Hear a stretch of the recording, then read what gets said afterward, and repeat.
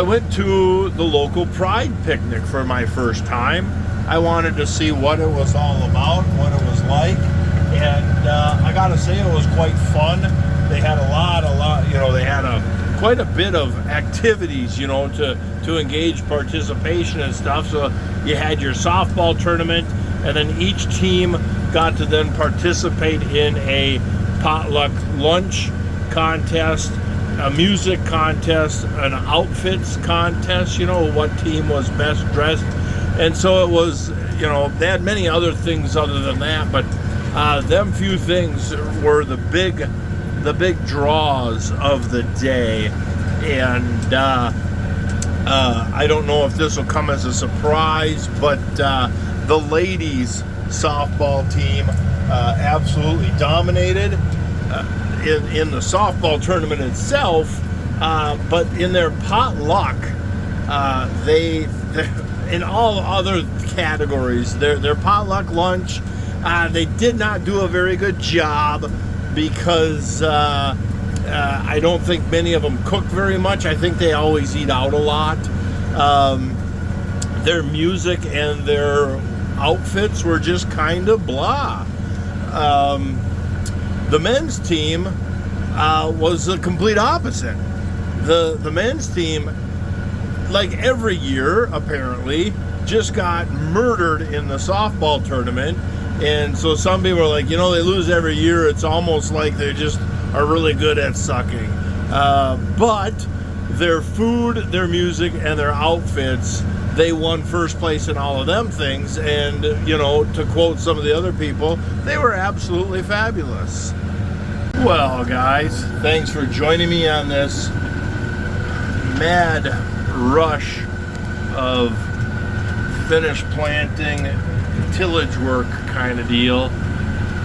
You can see the ruts ahead of me, so this hill slope here, you can see the ruts right there. They're pretty nasty and not much fun. And then you can see the level of weeds. Obviously, we're very late for being out in the field, but it's that kind of year. So I am you can see the sweeps are just above the ground, and so they're not doing anything until you get to that rough spot. And now there's more ruts. You got this valley here, and then you got a big triangle here between that black line and this black line behind us, and you can see how just absolute not fun combining failed corn last fall was. Burnt up corn in the drought, only to get a foot of rain right at harvest time to make just a complete disaster. So since we're late, I'm not looking for perfect. I'm looking to just make it somewhat manageable and kill. If I get an 80 to 90% weed kill, that's fantastic. It's a whole lot more effective to go into that with a chemical program than it is to go into this with a chemical program.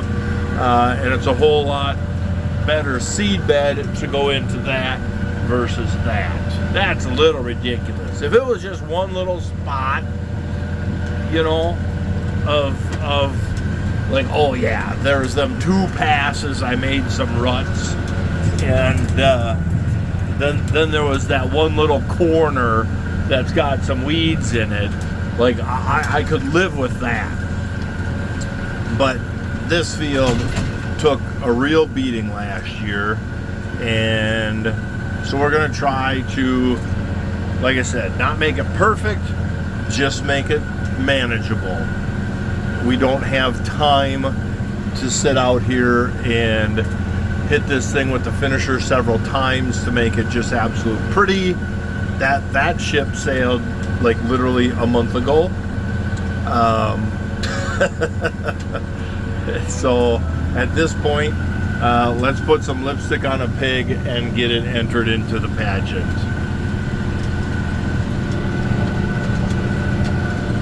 Yeah, the fun of it. The rain is literally chasing us down as of the last time I looked. So it was a little rain at 4 p.m. Now it's a lot of rain at 7 p.m. So my goal is to just get this field done. It's almost a 50-acre field. I've only got an hour roughly left. Let's get this field done, get hooked onto the planter, and I'll call the landlord and see if he's got a spot in his shed to park the seed wagon if rain is coming. Otherwise, I'll just run the planter back home and refill at home so we can keep the seed wagon in the shed. And so, yeah, I'll, this poor headland. Over here, it was muddy, and then with the drought, the corn got weird. So you can see my ruts heading up this way. Oh yeah, what a disaster these last several years I've been. Just a joke. I'm horrible. But anyhow, I'll check back with you guys in a little bit, and we'll go from there.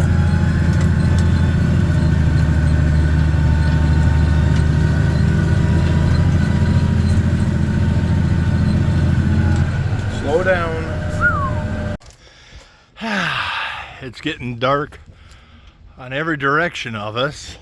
So great time. That auger plugged up. Never ever heard of that before, but whatever, it happened. So let's see if we can't start filling boxes and beat any potential raindrops. Oh, she's getting black. It's getting black and it's trying to sprinkle. A lot of lightning just to the north of us. So I'm gonna get this into the landlord's shed. The key stock fell out of the motor that runs the auger, that connects the motor to the auger. That key stock fell out. Well, what in tarnations? That's just crazy. What are the odds of that even happening? You know, pretty slim, I'll tell you that. Well, we're going today. Last night, I tucked the seed wagon into the landlord's shed for the night, and then this morning, I got that auger fixed. The storms, luckily we missed most of the storm, and just northwest of us, they got a lot of hail just northwest of us, so I'm glad we missed that. We ended up just getting a little bit of wind and maybe a tenth of an inch. Nothing to really slow us down, and so I got filled up and get going. We're already 33 acres or 32 acres in, so I don't have a whole lot left on this field, and then we will I should be refilling fairly quick, and then we'll finish this field and move to the next field and see how much over the next couple days, how much can we get planted and sprayed.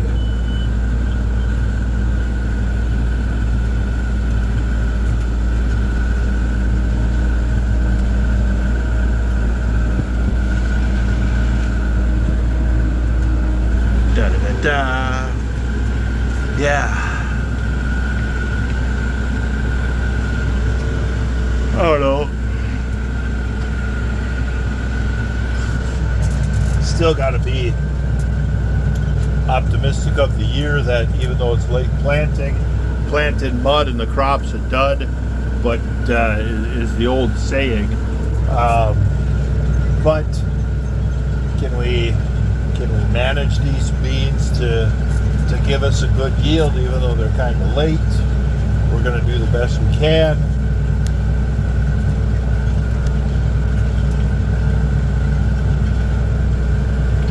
Now just adapt the herbicide program. Normally we spray ahead of the planter, but on a year like this, let's spray behind the planter because we don't know what we're going to get planted. So, yeah.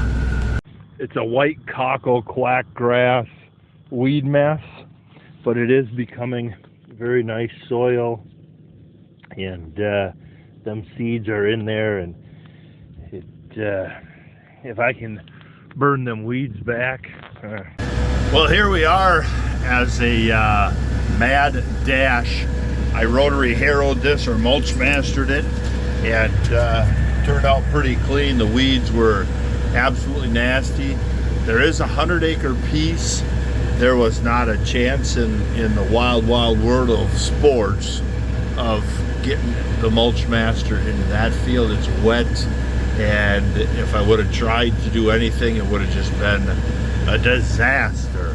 But we are just racing our way to the finish line of planting for 24, and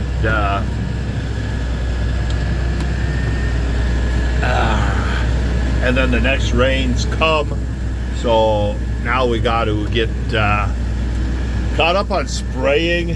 I got a couple fields that are a complete disaster.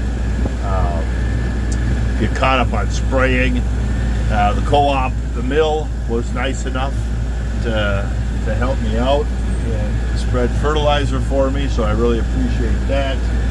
And yeah, so we just have a few acres here, 10 acres, 9 acres left here to finish, and then I got a 3-acre field right there, and then like a 25, the 50 in the back, not a prayer.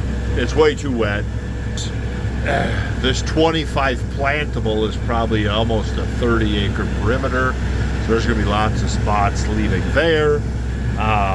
So we'll only have a few acres of prevent plant, but a couple fields, maybe 100 acres of prevent plant. But we gave it our good old college try. How about that? And so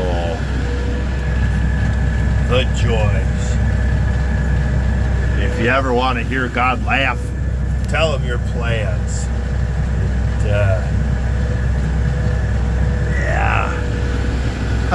What do you do? What do you do?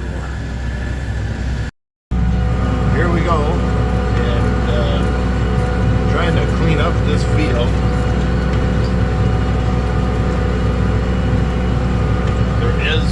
There's some good looking corn out here. There's some waterlogged corn, and there's some drowned out corn. We stripped it, planted it on time. That went really well. Have a good emergence, nice stand. But then we've never been able to get back out here. It's been so wet. Between wind and wet, we've never been able to get back out here. And so now we finally are, just hoping to beat the next rain. And had the mill, he came out, and we put a couple 100 pounds of urea out here, and then some calcium, sulfur, potassium, and phosphorus, a little PK in the mix as well, because I don't know what's going on in the profile with that much water in the profile. I don't know, so I don't want to be lacking anything.